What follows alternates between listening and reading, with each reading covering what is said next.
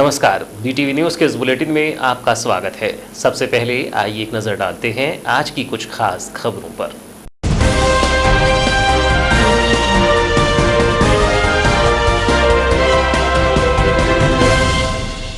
आपदा प्रबंधन समिति की हुई बैठक, 31 मई तक जिले में यथास्थिति बनाए रखने का निर्णय।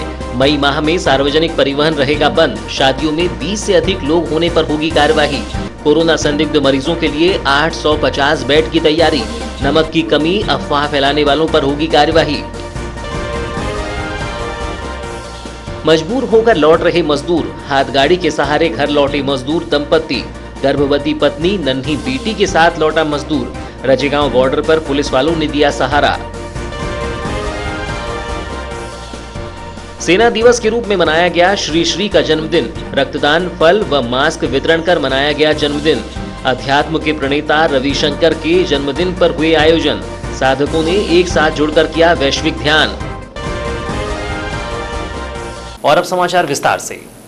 कोरोना महामारी से निपटने 13 मई को आपदा प्रबंधन समिति की बैठक हुई। बैठक में मध्य प्रदेश शासन के पूर्व कृषि मंत्री एवं वर्तमान विधायक Gaurishankar Bisen online zoom app के माध्यम से शामिल हुए। इस बैठक में विधायक रामकिशोर कावरे, कलेक्टर दीपक आर्य, पुलिस अधीक्षक अभिषेक तिवारी, अपर कलेक्टर राघवेंद्र सिंह, पूर्व विधायक रमेश भटेरे, पूर्व नगरपालिका अध्यक्ष Ramesh Ranglani, Balaghat chamber of commerce and industries के अध्यक्ष अभय सेठिया, सत्यनारायण अग्रवाल, राजू अग्रवाल, सुरजीत सिंह ठाकुर एवं अन्य अधिकारी उपस्थित थे। आपदा प्रबंधन समिति की बैठक में तय किया गया कि बालाघाट जिले को कोरोना संक्रमण से बचाने के लिए 31 मई तक यथास्थिति बनाए रखी जाएगी।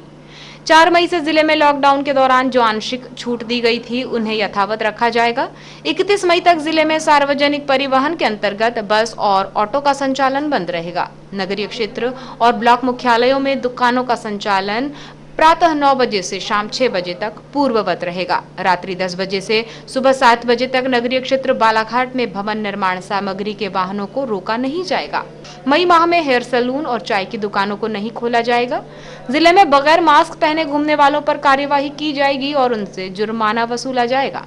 बैठक में इस बात पर चिंता जताई गई कि दुकानों, बैंक, एटीएम और प्राइवेट अस्पतालों में फिजिकल डिस्टेंसिंग का पालन नहीं किया जा रहा है और इन स्थानों पर लोगों की भीड़ हो रही है, जिसके कारण कोरोना संक्रमण का खतरा बढ़ सकता है। जिले में अनुमति लेकर की जा रही शादियों में 20 लोगों की अधिकतम संख्या का पालन नहीं किया जा रहा है। इस पर तय किया गया कि अधिकारियों द्वारा दुकानों, बैंक, एटीएम और प्राइवेट अस्पतालों पर सतत निगरानी रखी जाएगी और फिजिकल डिस्टेंसिंग का पालन नहीं करने पर दंडात्मक कार्यवाही की जाएगी और लोगों की अधिक संख्या होने पर ऐसे संस्थानों और अस्पतालों को बंद कराने का कार्य भी किया जाएगा। शादी में 20 से ज्यादा लोगों के एकत्र होने पर वर एवं वधू के माता पिता पर एफआईआर दर्ज की जाएगी। बैठक में आम जनता से भी अपेक्षा की गई कि वो जिले में कोरोना संक्रमण को फैलने से रोकने के लिए स्वयं जागरूक बने और अनावश्यक घर से बाहर ना निकलें। किसी काम से बाहर जाना हो तो मास्क लगाकर निकलें और फिजिकल डिस्टेंसिंग का पालन अनिवार्य रूप से करें। जिले में किसी भी कोरोना संक्रमण के प्रारंभिक लक्षण जैसे सर्दी, खांसी, बुखार, सांस लेने में परेशानी हो तो उन्हें अपनी बीमारी को छुपाना नहीं चाहिए, बल्कि स्वयं आगे आकर जांच कराना चाहिए। जिले के प्रत्येक विकास खंड में ऐसी सूचना देने के लिए कॉल सेंटर बनाए गए हैं। कॉल सेंटर के मोबाइल नंबर पर सर्दी, खांसी, बुखार, सांस लेने में परेशानी की सूचना दी जा सकती है। आम जनता को अपने कोरोना संक्रमण से स्वास्थ्य की सुरक्षा के लिए स्वयं ध्यान रखना होगा और शासन के निर्देशों का कड़ाई से पालन भी करना होगा। कलेक्टर दीपक आर्य ने बताया कि जिले में अब तक एक भी कोरोना पॉजिटिव केस नहीं पाया गया है। इसके बाद भी जिला प्रशासन सभी संभावनाओं को लेकर तैयारी कर रहा है। सरदार पटेल होम्योपैथ कॉलेज गायकुरी में 43 आईसीयू बेड और 128 ऑक्सीजन सप्लाई वाले आइसोलेशन बेड तैयार किए गए हैं।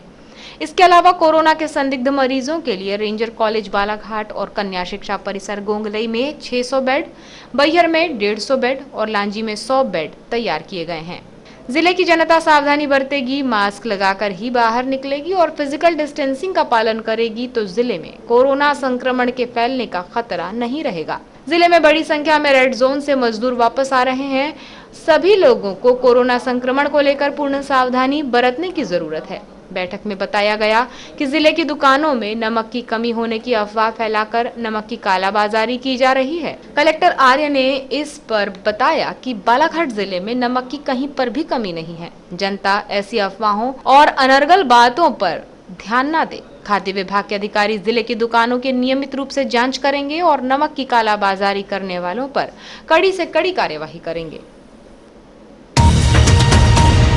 मध्य प्रदेश से प्रवासी मजदूरों की घर वापसी की एक मार्मिक तस्वीर सामने आई है, जिसमें एक मजबूर पिता लगभग 700 किलोमीटर दूर से अपनी नन्ही बेटी को हाथ से बनी गाड़ी खींचकर लाता दिख रहा है। गाड़ी के साथ में उसकी गर्भवती पत्नी भी है। मजदूर का कहना है कि ना तो उसकी किसी ने मदद की और ना ही उसे किसी ने सहारा दिया। मजबूरी भी मेरी ताकत का इम्तिहान ले रही है, इसे कौन समझाए, हौसला बन चुके हैं हालात मेरे। किसी शायर का यह कलाम ऐसे मजबूर लोगों के लिए ही लिखा गया होगा, जिन्होंने विपरीत परिस्थितियों में कदम मंजिल की ओर उठा दिए। कुछ ऐसा ही आलम इन दिनों मजदूरों का भी दिखाई दे रहा है, जो जिले से गए तो थे रोजी रोटी कमाने, लेकिन अब काम न मिलने के चलते पुनः मजबूर होकर वापस लौट रहे हैं। दरअसल हैदराबाद में रामू को जब काम मिलना बंद हो गया तो वापसी के लिए उसने कई लोगों से मिन्नतें की, लेकिन उसकी कोई सुनवाई नहीं हुई। कुछ दूर तक तो रामू अपनी 2 साल की बेटी को गोद में उठाकर चलता रहा और उसकी गर्भवती पत्नी सामान उठाकर। लेकिन यह कोई 10 से 15 किलोमीटर का नहीं बल्कि 800 किलोमीटर का सफर था। तब उसने पैदल ही घर लौटने का इरादा किया। कुछ दूर तक तो रामू अपनी 2 साल की बेटी को गोद में उठाकर चलता रहा और उसकी गर्भवती पत्नी सामान उठाकर। बेटी के पैरों में चप्पल तक नहीं थी। फिर उसने जुगाड़ से हाथ गाड़ी बनाकर रस्सी से बांधा और उसे खींचते हुए 800 किलोमीटर का सफर 17 दिन में पैदल तय किया।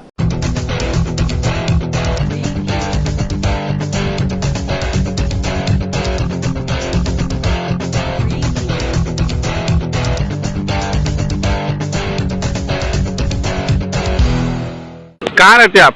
कुंडा मोगा रहते हैं। कहाँ से आना हो रहा है आप? हैदराबाद से आ रहे हैं। तो कोई शासन ने आपको कोई व्यवस्था नहीं दी क्या? बिल्कुल नहीं, किसी भी तरीके से? सिर्फ गोंदे में एक बार खाना मिला हमको, हाँ। बाकी कहीं पे हमको कुछ नहीं मिला। यहाँ पे खाना मिला तो वो खाना भी खाने योग्य नहीं था। कहाँ? ये राजेगांव। राजेगांव में। तो आपकी मेडिकल जांच वगैरह हो गई? हाँ, हो गई। तो आपको वहाँ जो हैदराबाद में किसी तरीके की कोई सुविधा नहीं मिल पाई है? नहीं, कुछ भी नहीं, किसी भी तरीके नहीं। किसी भी तरीके। कितने दिन हो गए आप आए हुए? हमको दूसरा दिन हो रहा है। तीसरा दिन? दूसरा दिन हो रहा है। दूसरा दिन। कल हम लोग निकले थे वहाँ से 10-11 बजे। हाँ। अभी ये कल भी गया, रात भी गई और अभी ये जो हम लोग चल रहे हैं ये भी जा रहे हैं। तो आप इतने गर्मी में आ रहे हैं, शासन के किसी नुमाइंदे ने आपकी कोई मदद नहीं करा? यह मजदूर दंपत्ति जब बालाघाट जिले की रजेगांव सीमा पर पहुंचे तो वहां मौजूद पुलिस वालों के कलेजे भी हिल गए। उन्होंने बच्ची को बिस्किट खिलाया और चप्पल लाकर दी, उसकी जांच कराई और एक निजी गाड़ी का बंदोबस्त किया और उसे गांव तक भेजा। लांजी के एसडीओपी ने इस बारे में बताया कि हमें बालाघाट की सीमा पर एक मजदूर मिला जो अपनी पत्नी धनवंती के साथ हैदराबाद से पैदल आ रहा था। साथ में 2 साल की बेटी थी जिसे वहां हाथ की बनी गाड़ी से खींचकर यहां तक लाया था। हमने पहले बच्ची को बिस्किट दिए और फिर उसे चप्पल लाकर दिए, फिर निजी वाहन से उसे उसके गांव कुंडे मोहगांव भेजा। जी सर, हम लोग लगातार जो इस समय कोरोना संकट चल रहा है, इसमें ये भी है कि बालाघाट जिले में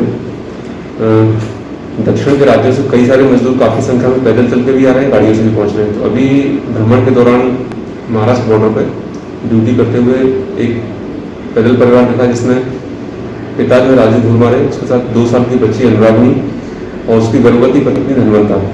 तो हम लोगों के पास जो भी संसाधन उस समय उपलब्ध थे, बिस्किट्स थे वो प्रोवाइड कराए गए, साथ में बच्ची के पास चप्पल नहीं थी वो प्रोवाइड कराई गई, बच्ची को चप्पल दिया गया और साथ में उनको बॉर्डर पर पहुंचने के बाद मेडिकल चेकअप करा के तत्काल बस से घर रवाना किया गया है। साथ ही में ये भी कहा गया कि घर पर रहकर क्वारंटाइन नियमों का पालन करें। तो ऐसी स्थिति में इसमें ये भी देखने में आया था कि जो पिता है वो हैदराबाद से जो कि पैदल आ रहा है, उसने खुद ही अपने हाथों से एक गाड़ी फ्रेम की है, जिसको सड़क पे छोटे पहिए लगा के उसको लुढ़काता हुआ ला रहा है।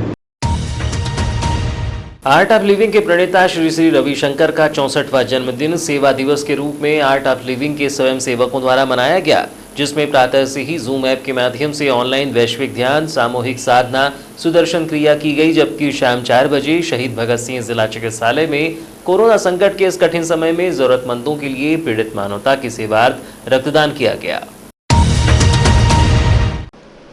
जिला चिकित्सालय में ब्लड की कमी को देखते हुए बुधवार को आर्ट ऑफ लिविंग के सदस्यों ने लगभग 16 यूनिट रक्तदान किया। इस दौरान रक्तदाताओं में सुरजीत सिंह ठाकुर, अरविंद अग्निहोत्री, आशुतोष सोनेकर, विक्की पालेवार, संजय मंगलानी, आनंद वाधवानी, राहुल चिमनानी, शत्रुघ्न छुट्टानी, अजय सुखदेवे, विवेक गिरी, चित्रेश पवार, दीपेश वाहने, संतोष पिपलेवार, प्रकाश साहू, भारती ठाकुर शामिल रहे। इसके साथ ही चिकित्सालय परिसर में फल वितरण और आम लोगों को कोरोना महामारी से बचाव के लिए जागरूक करने के उद्देश्य से कपड़े के बने फेस मास्क भी वितरित किए गए। आर्ट ऑफ लिविंग के स्वयंसेवक दिनेश त्रिवेदी के माध्यम से फल वितरण और कोरोना संक्रमण से बचाव के लिए आमजनों को जागरूक करते हुए मौसम बिसेन के द्वारा फेस मास्क का वितरण जिला चिकित्सालय और शहर में किया गया तथा स्वयंसेवकों द्वारा कोरोना योद्धाओं के रूप में कार्य करने वाले स्वास्थ्य कर्मियों का सम्मान किया गया। कार्यक्रमों को लेकर आर्ट ऑफ लिविंग के प्रशिक्षक सुरजीत सिंह ठाकुर ने बताया कि आज हमारे प्रेरणा स्रोत श्री श्री रविशंकर का 64वां जन्मदिन सेवा दिवस के रूप में आर्ट ऑफ लिविंग के स्वयंसेवकों द्वारा मनाया जा रहा है। चूंकि कोरोना संक्रमण के दौरान देखने में आ रहा है कि जिला चिकित्सालय के ब्लड बैंक में रक्त की कमी देखी जा रही है, इसे लेकर सभी स्वयंसेवी संगठन और समाज सेवी संगठनों के द्वारा रक्तदान किया जा रहा है, लेकिन आज भी रक्त की कमी दूर नहीं हो पाई है, जिसे देखते हुए आज आर्ट ऑफ लिविंग के स्वयंसेवकों ने भी रक्तदान में हिस्सा लिया। आज हम हमारे प्रणेता परम पूज्य गुरुदेव श्री श्री रविशंकर जी का जन्म दिवस सेवा दिवस के रूप में आर्ट ऑफ लिविंग परिवार बालाघाट मना रहे हैं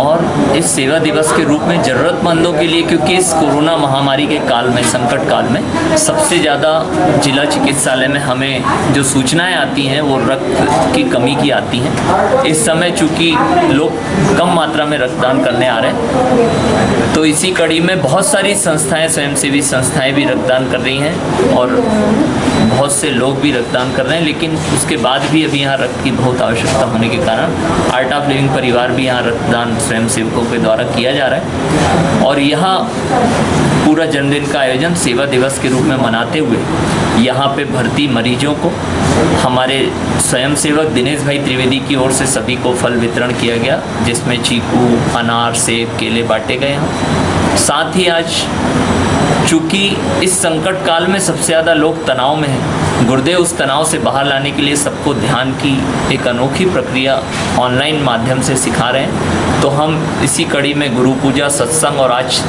वैश्विक ध्यान का आयोजन गुरुदेव के द्वारा किया गया है। प्रतिदिन आर्ट ऑफ लिविंग के प्रशिक्षक सुरजीत सिंह ठाकुर ने बताया कि लॉकडाउन के चलते श्री श्री द्वारा प्रतिदिन लाइव दोपहर 12 बजे से शाम 7 बजे से वैश्विक ध्यान करवाया जा रहा है।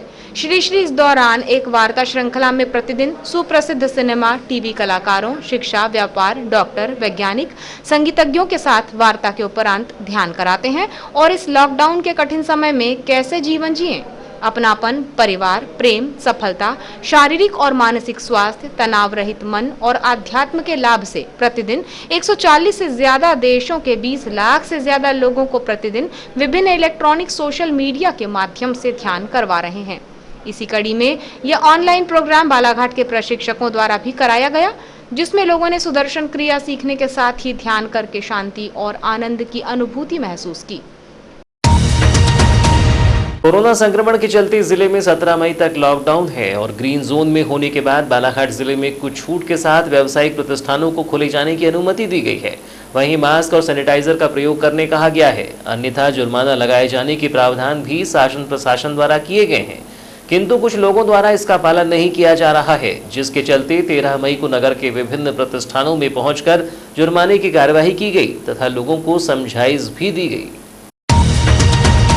उल्लेखनीय है कि कोरोना संक्रमण को रोकने के लिए जारी लॉकडाउन में बेवजह घूमने पर प्रतिबंध है, उसके बाद भी लोग नहीं मान रहे हैं और वहीं संक्रमण न फैले इसके लिए लोग न तो मास्क का प्रयोग कर रहे हैं और न ही सोशल डिस्टेंसिंग का पालन कर रहे हैं।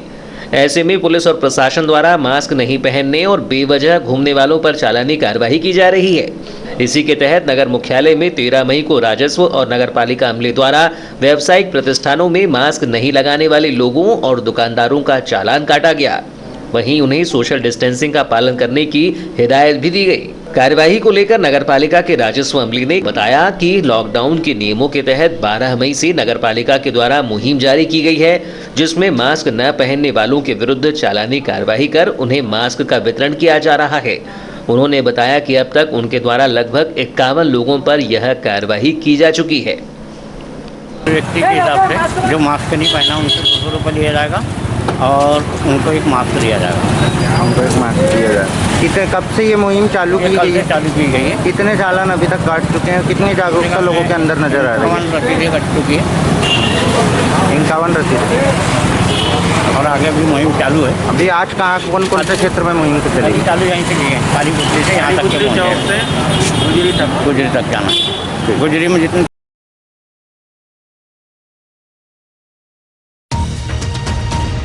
लॉकडाउन के नियमों का पालन कराने पुलिस बल के साथ सड़क पर उतरी एक एसडीएम ने दूसरे एसडीएम का चालान काटकर बता दिया कि कानून सबके लिए बराबर होता है।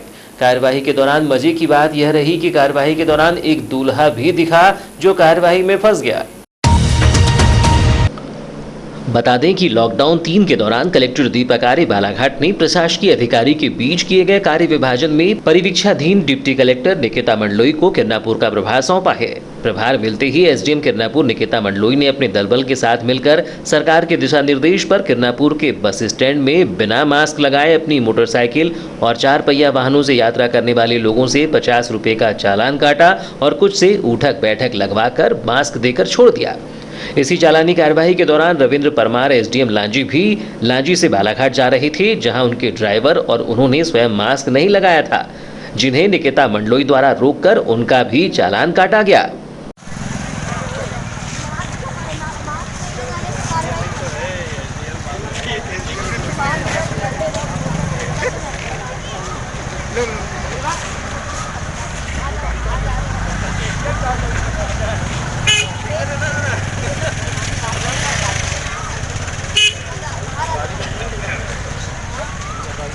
यहां तक कि एसडीएम किरनापुर ने बिना मास्क लगाए ग्राम रक्षक, स्वास्थ्य कर्मी, आबकारी निरीक्षक के चालान एवं अपनी दुल्हन को लाने जा रहे दूल्हे का भी चालान काटकर दूल्हे को मास्क लगाकर सोशल डिस्टेंसिंग का पालन करने के निर्देश के साथ छोड़ दिया। क्या है? इसका उद्देश्य यही है कि मास्क लगाना, जैसे कि लॉकडाउन में बहुत छूट दे दी गई है, क्योंकि बालाघाट ग्रीन जोन में है, लेकिन इसका मतलब ये नहीं कि बहुत ज़्यादा हम छूट दे दें और जिसकी वजह से संक्रमण नहीं है तो शायद अभी आ जाए, कुछ कह नहीं सकते। इतने सारे लोग बाहर से आ रहे हैं, क्योंकि ये बीमारी ऐसी है कि छूने से, किसी के सांस लेने से और तकलीफ में अगर किसी को है तो इससे बहुत ज़्यादा प्रिवेंटिव ये होता है मास्क। इस वजह से सरकार का जो फैसला है, जो ऊपर से आदेश आए हैं कि मास्क नहीं लगाने पे 50 रुपए का जुर्माना है, तो वही आज वसूल कर रहे हैं और इसमें किसी भी तरीके का भेदभाव नहीं किया जा रहा है। हमने डॉक्टर थे उन पे भी मास्क लगाए, हमारे डिपार्टमेंट के जो लोग हैं उन पे मास्क लगाए, जो बाकी अन्य डिपार्टमेंट के जो ये कह के जो छूट जाते कि हम इस डिपार्टमेंट से उस डिपार्टमेंट से हैं, तो ऐसा कुछ नहीं कर रहा है। इसका मोटिव बस ये है कि मास्क लगाएं, सैनिटाइज़र का यूज़ करें। इसके अलावा आज रजिस्टर्स की चेकिंग की गई थी, जो सारी दुकान वाले हैं उन्हें रजिस्टर्स मेंटेन करने हैं कि उनकी दुकान पे कौन आया है, सामान क्या लिया है उसने और उसका फ़ोन नंबर और पता, ताकि भविष्य में ईश्वर न करे लेकिन अगर ऐसा कुछ होता है कि बालाघाट में अगर कोई आता है केस, तो हमें कॉन्टैक्ट ट्रेसिंग में आसानी हो। Thank you.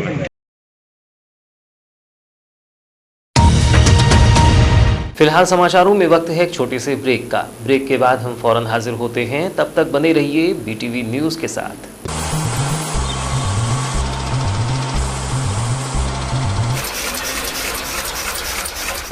बालाघाट जिले की निष्पक्ष निर्भीक खबरों के लिए पढ़ते रहें जिले का सर्वाधिक लोकप्रिय विश्वसनीय अखबार दिव्य एक्सप्रेस। बालाघाट, छिंदवाड़ा, सिवनी, बैतूल, नरसिंहपुर, मंडला जिलों से प्रसारित। विज्ञापन हेतु संपर्क करें 9399213808, 8109853142। कार्यालय दीन बंधु चौक, बालाघाट। नाम के अनुरूप काम करते हुए कांग्रेस सेवा दल ने जिले के किरनापुर क्षेत्र अंतर्गत आदिवासी अंचल ग्रामों में निवासरत आदिवासी 600 परिवारों को राहत सामग्री के रूप में चावल, दाल, पोहा, मास्क, सैनिटाइजर, साबुन, नमक, तेल, सब्जी, कद्दू, गवारफली, आलू और प्याज की एक किट बनाकर वितरण की। राहत सामग्री का वितरण कांग्रेस सेवादल जिला अध्यक्ष सौरभ लोधी, उपाध्यक्ष राधेश्याम सिंह दुपे, यंग ब्रिगेड जिला अध्यक्ष जितेंद्र मोनू भगत के नेतृत्व में एवं मौजूदगी में कांग्रेस सेवादल कार्यकर्ताओं द्वारा किया गया। इस अवसर पर कांग्रेस सेवादल जिलाध्यक्ष सौरभ लोधी ने कहा कि कांग्रेस सेवादल कोविड-19 से निपटने किए गए लॉकडाउन के बाद लगातार सेवा कार्यों में जुटा है, जहां पीड़ित मानवता के सेवार्थ कांग्रेस सेवादल द्वारा पूर्व में जिला चिकित्सालय में रक्त की कमी की जानकारी के बाद 31 यूनिट रक्तदान किया गया। इसके अलावा ब्लॉक स्तर पर भी प्रशासनिक निर्देशों का पालन करते हुए सेवा कार्य किए जा रहे हैं। उन्होंने बताया कि क्षेत्रीय कार्यकर्ताओं से जानकारी मिली थी कि किरनापुर क्षेत्र के इस आदिवासी ग्रामों में निवासरत अंतिम छोर के व्यक्ति को न तो अब शासन प्रशासन न ही किसी समाज सेवी की मदद पहुंच सकी है, जिसके कारण आदिवासी ग्रामीण लॉकडाउन के बाद काम धंधे बंद होने से जरूरत की सामग्री के लिए मोहताज हैं। इसके बाद कांग्रेस सेवादल ने यहां पहुंचकर गरीब आदिवासी परिवारों को राहत सामग्री का वितरण किया। पता है कि देश कोरोना महामारी से जूझ रहा है और इस महामारी के कारण हमारे जो ग्रामीण क्षेत्रों में गरीब जनता रहती है उनके पास में वर्तमान में खाने को सामग्री नहीं है। कांग्रेस सेवादल द्वारा विगत 3 दिनों से हमारे जो बालाघाट जिले के आदिवासी ग्राम है वहाँ पे सामग्री देने का लक्ष्य रखा गया था, जिसके तहत विगत 3 दिनों से लगभग 650 पैकेट हमारे कांग्रेस सेवादल की टीम के द्वारा बनाए गए। आज बालाघाट जिले से लगभग 70 किलोमीटर दूर किरनापुर विधानसभा के लगभग 8 ग्रामों में कांग्रेस सेवादल की टीम पहुंची है। इस टीम सौरभ लोधी ने आगे बताया कि जिला मुख्यालय और शहरी क्षेत्र से लगे अंचलों में ही शासन प्रशासन और समाज सेवियों द्वारा प्रभावित जरूरतमंद और गरीब लोगों को राहत सामग्री का वितरण किया जा रहा है, जबकि आज भी जिले के अधिकांश दूरस्थ ग्रामीण अंचलों में प्रभावित अंतिम छोर के व्यक्ति राहत सामग्री से महरूम है। जिले में जरूरतमंदों तक राहत सामग्री नहीं पहुंचने से उनके लिए 2 जून की रोटी के लिए भी लाले पड़े हुए हैं। कांग्रेस सेवादल निरंतर ऐसे प्रभावित क्षेत्रों में पहुंचकर उन्हें राहत सामग्री पहुंचाने का काम कर रहा है। कांग्रेस सेवादल जिलाध्यक्ष सौरभ लोधी ने बताया कि राहत सामग्री का वितरण कांग्रेस कमेटी के कार्यवाहक जिलाध्यक्ष राजा सोनी, युवा कांग्रेस कार्यकारी प्रदेश अध्यक्ष नितिन भोज, कांग्रेस प्रवक्ता विशाल बिसेन, युवा कांग्रेस जिलाध्यक्ष रिकाब मिश्रा, देवेश गौतम, मनीष कुशवाहा, लालबरा ब्लॉक अध्यक्ष दुर्गा पगरवार, NSUI जिलाध्यक्ष दयाल वासनिक, व्यापारी कल्याण संघ अध्यक्ष नरेंद्र अग्रवाल और मदन लाल अग्रवाल के सहयोग से किया गया। इस दौरान जिला महासचिव सुरेंद्र ठाकरे, किरनापुर सेवादल ब्लॉक अध्यक्ष जगदीश पांचे, ऋषिकेश भास्कर, ओम प्रकाश मरठे, राजेंद्र बिसेन, तिलक पांचे के साथ कांग्रेस सेवादल पदाधिकारियों ने ग्रामीणों को कोविड-19 से निपटने बताए गए शासन प्रशासन के निर्देशों का पालन करने के लिए भी जागरूक किया। कोरोना वायरस के संक्रमण से बचने के लिए लॉकडाउन जारी है, जिसके चलते रोजगार और धंधे चौपट होने की कगार पर पहुंच गए हैं। लेकिन इन विसंगतियों के बीच लॉकडाउन होने के बाद गांव-गांव में हाथ से बनाई जाने वाली शराब बनाने का कुटीर उद्योग जिले के कोने-कोने में फैलता नजर आ रहा है, जिसका उदाहरण जिले भर में देखने को मिल रहा है। विगत दिनों जारी शराबबंदी के कारण कच्ची शराब बनाने का कुटीर उद्योग तेजी से फैल रहा है। कच्ची शराब बनाने का प्रमुख घटक महुआ फल है, जो इन दिनों भारी मात्रा में बिकने के लिए बाजार में आ रहा है, जिसके चलते लॉकडाउन के दौरान कच्ची शराब बनाने का कारोबार जिले में भी फल फूल रहा है, जिसका उदाहरण जिले भर में देखा जा रहा है। इसी के अंतर्गत आबकारी विभाग के द्वारा भरवेली से लगे ग्राम पीपरटोला और गांगुलपारा के नालों सहित समनापुर से लालबर्रा रोड पर तुमड़ी टोला जंगलों में सघन तलाशी अभियान चलाया गया, जिसमें कच्ची शराब बनाने के 5 अड्डों से नालों और झाड़ियों में छुपाकर रखी 70 मटकों में महुआ लाहन 1500 किलोग्राम, 15 बोरी में 500 किलोग्राम लाहन, कुल 2000 किलोग्राम और 12 लीटर हाथ भट्टी शराब बरामद की गई, जिसकी अनुमानित कीमत 1,50,000 रुपये है। लाहन का सैंपल लेकर लाहन नष्ट किया गया। अज्ञात आरोपियों के विरुद्ध आबकारी अधिनियम की धारा 34(1) के तहत प्रकरण दर्ज कर मामले को जांच में लिया गया है, जबकि समनापुर से लालबर्रा रोड पर तुमड़ी टोला में 50,000 का महुआ बरामद किया गया। इस दौरान आबकारी विभाग के कर्मचारियों ने कच्ची शराब बनाने के सभी उपकरणों को जब्त कर अज्ञात आरोपियों के विरुद्ध प्रकरण दर्ज किया है। जिले में वन विभाग के द्वारा तेंदुपत्ता संग्राहकों से तेंदुपत्ते की खरीदी प्रारंभ कर दी गई है, किंतु कोरोना वायरस के संक्रमण को देखते हुए खरीदी के कार्य प्रभावित हो रहे हैं एवं मौसम परिवर्तन के कारण तेंदुपत्ता की गुणवत्ता को देखते हुए खरीदी लक्ष्य तक पहुंच पाना वन विभाग के कर्मचारी के लिए आसान नहीं होगा। बालाघाट जिला वन संपदा से घिरा हुआ है, जिसमें तेंदुपत्ता संग्रहण से प्राप्त आय गरीब मजदूरों के लिए जीवनदायिनी साबित होती है। इस वर्ष शासन के द्वारा समर्थन मूल्य 250 रुपये प्रति मानक बोरे की दर से खरीदी जा रही है, जिससे काफी अच्छी आमदनी यहां के लोगों को प्राप्त होगी। वन विभाग के द्वारा संग्राहकों को वन प्राणियों से बचाने और कोरोना वायरस के संक्रमण से बचने के भी उपाय बताए गए हैं और खरीदी केंद्रों में सोशल डिस्टेंस का विशेष ध्यान रखा जा रहा है। मामले में उत्तर सामान्य वन मंडलाधिकारी ब्रजेंद्र श्रीवास्तव ने बताया कि इस वर्ष शासन के द्वारा समर्थन मूल्य 250 रुपये प्रति मानक बोरे की दर से खरीदी की जा रही है, जबकि इस वर्ष 51,100 मानक बोरों का लक्ष्य निर्धारित किया गया है। लॉकडाउन के द्वारा थोड़ा कार्य प्रभावित हुआ है, लेकिन शासन के नियमों का पालन करते हुए कार्य प्रारंभ कर दिया गया है। ये देखिए, इस वर्ष तेंदुपत्ता संग्रहण कार्य 2020 में अभी प्रत्येक मानक बोरा 2500 रुपये का दर निर्धारित हुआ है जो संग्राहकों को प्राप्त होगा, और इस वर्ष 51,100 मानक बोरा का लक्ष्य पूरे वनमंडल हेतु निर्धारित किया गया है जो हमारा मुख्यालय संघ मुख्यालय भोपाल द्वारा। और लॉकडाउन के चलते थोड़ा सा कार्य प्रभावित होने का अंदेशा था, लेकिन कोरोना संक्रमण से संबंधित जो निर्देश प्राप्त हुए हैं उसका पालन करते हुए हम लोग ने पूरे सावधानी बरतते हुए लगभग 10 तारीख से 10 से 12 तारीख निर्धारित की थी तेंदुपत्ता को तोड़ के जो है यहाँ पे फड़ पे संग्रहित करने के लिए।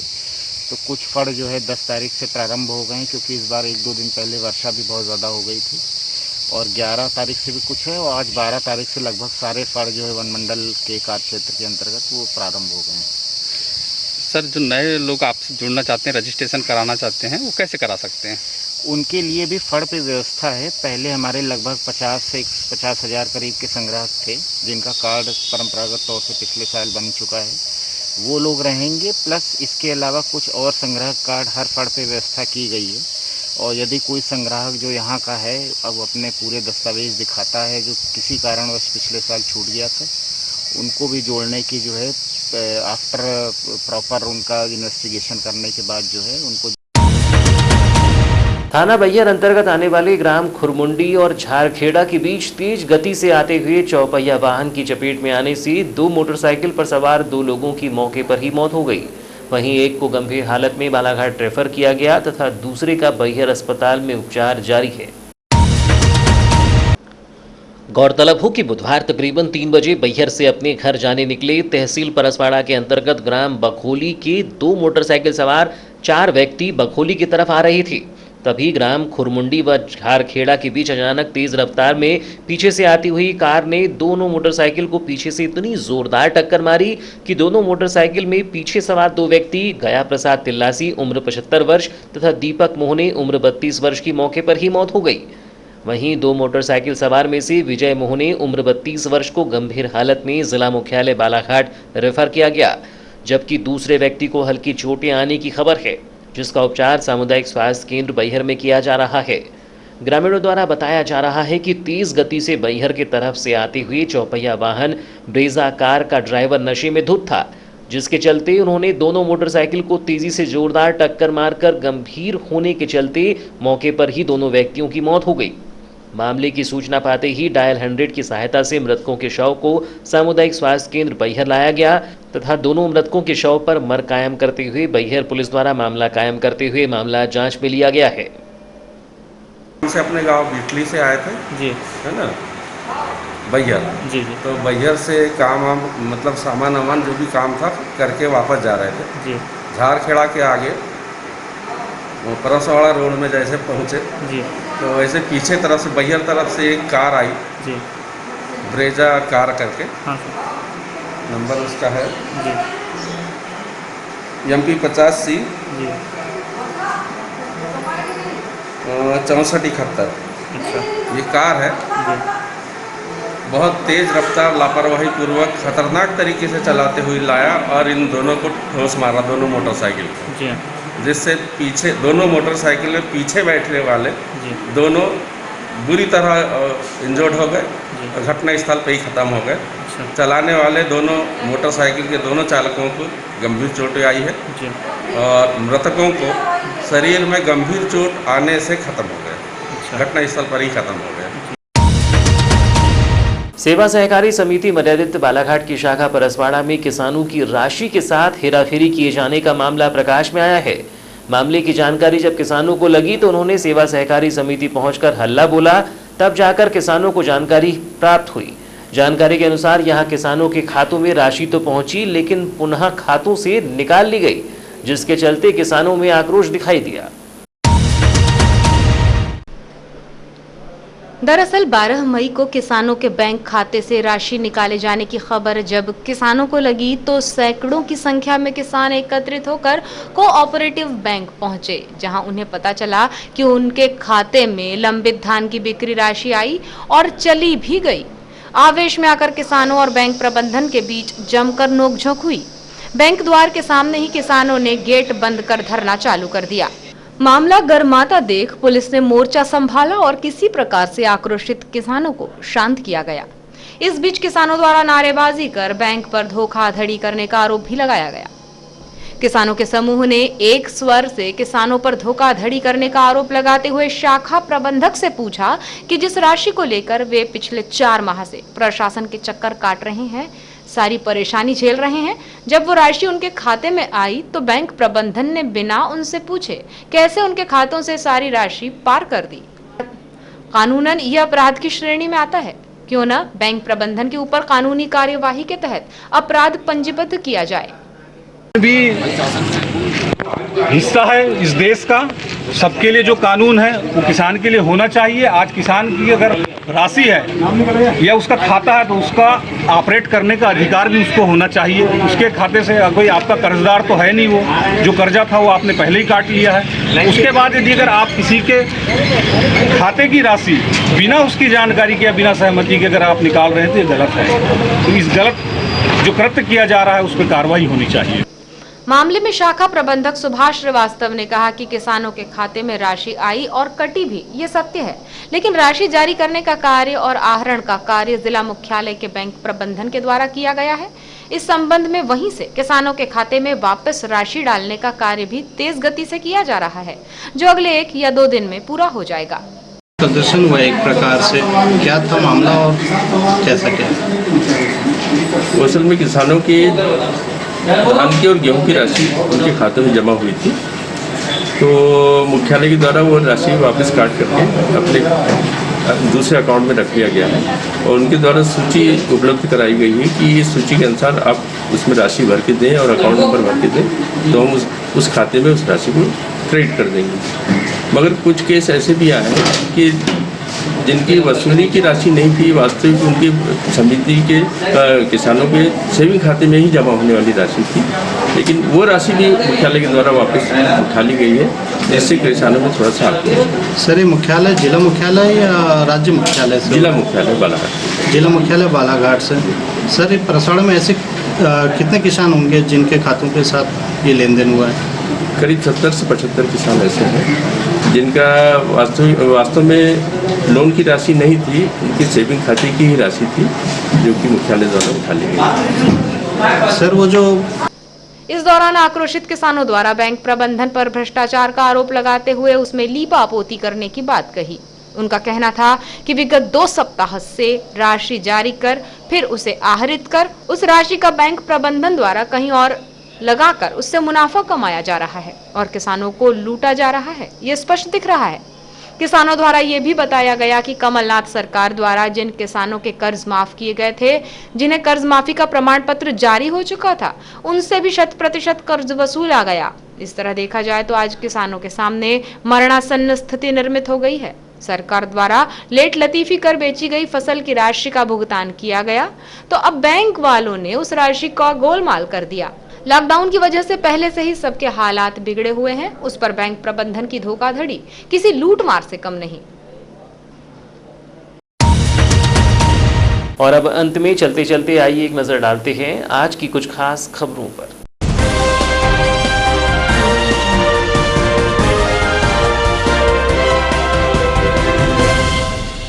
आपदा प्रबंधन समिति की हुई बैठक, 31 मई तक जिले में यथास्थिति बनाए रखने का निर्णय। मई माह में सार्वजनिक परिवहन रहेगा बंद, शादियों में 20 से अधिक लोग होने पर होगी कार्यवाही। कोरोना संदिग्ध मरीजों के लिए 850 बेड की तैयारी। नमक की कमी, अफवाह फैलाने वालों पर होगी कार्यवाही। मजबूर होकर लौट रहे मजदूर, हाथगाड़ी के सहारे घर लौटे मजदूर दंपति। गर्भवती पत्नी नन्ही बेटी के साथ लौटा मजदूर। रजेगांव बॉर्डर पर पुलिस वालों ने दिया सहारा। सेना दिवस के रूप में मनाया गया श्री श्री का जन्मदिन। रक्तदान, फल व मास्क वितरण कर मनाया गया जन्मदिन। अध्यात्म के प्रणेता रविशंकर के जन्मदिन पर हुए आयोजन। साधकों ने एक साथ जुड़कर किया वैश्विक ध्यान। तो ये थी अब तक की खबरें। नई खबरों के साथ एक बार फिर हम हाजिर होंगे, तब तक के लिए दीजिए इजाजत। नमस्कार।